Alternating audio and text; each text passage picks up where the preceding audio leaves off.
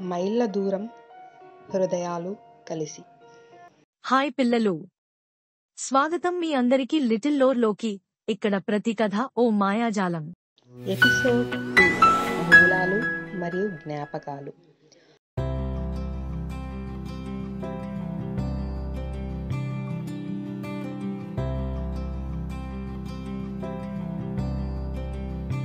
అర్జున్ కోళ్ల కూతలు, ఆవుల గంటల శబ్దం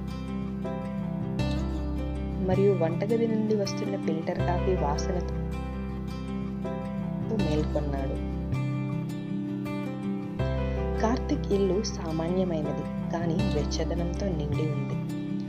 అర్జున్ సాగదీస్తూ ఇలా అన్నాడు, ఇది నగరంలో ఏ అలారం క్లాక్ కంటే మెరుగైనది.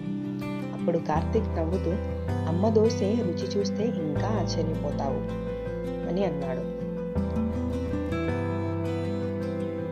వారు బయట చాప మీద కాళ్ళు మడిచి కూర్చున్నారు. కార్తిక్ తల్లి క్రిస్పీ దోశలు మరియు కొబ్బరి చట్నీని వడ్డించింది.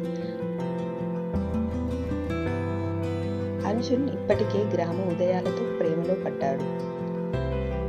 అర్జున్, ఇలాంటిది ప్రతిరోజు తినగలను. అప్పుడు కార్తిక్, అమ్మ రహస్య పదార్థం ప్రేమ మరియు చాలా కొబ్బరి. తరువాత కార్తిక్ అర్జున్ని వారు చిన్నప్పుడు ఆడిన చోట్లకి తీసుకెళ్లాడు. చెరువు, మర్రి చెట్టు,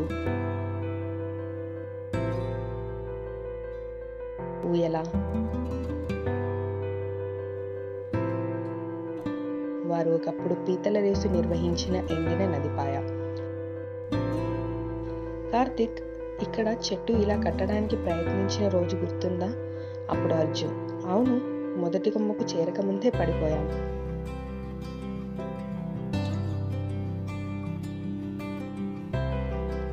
పురాతన రాతిబావి వద్ద వారు కొద్దిసేపు నిశ్శబ్దంగా కూర్చున్నారు. గాలి నిశ్చలంగా ఉంది, కానీ జ్ఞాపకాలు బిగ్గరగా మాట్లాడాయి. అర్జున్, పరిస్థితులు మారాయి, కానీ ఇది ఇంటిలాగా అనిపిస్తుంది. అప్పుడు కార్తిక్, స్నేహం ఎప్పటికీ మారదు, స్థలాలు మారినా.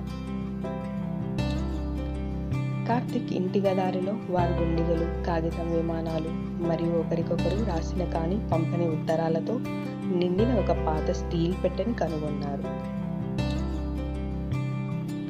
కార్తిక్ పెట్టె తెరుస్తూ ఇలా అన్నాడు, మనం ప్రతిదీ ఉంచాం. అర్జున్ గుండిగను పట్టుకొని ఇలా అన్నాడు, మనం ఎప్పుడూ వదిలి వెళ్ళినట్టే. పాత మూలాలు కాలంతో బలపడతాయి. ఆ రోజు అర్జున్ మరియు కార్తిక్ వారి గతాన్ని మాత్రమే కనుగొనలేదు, వారు జీవితాంతం స్నేహం యొక్క వాగ్దానాన్ని మళ్ళీ కనుగొన్నారు.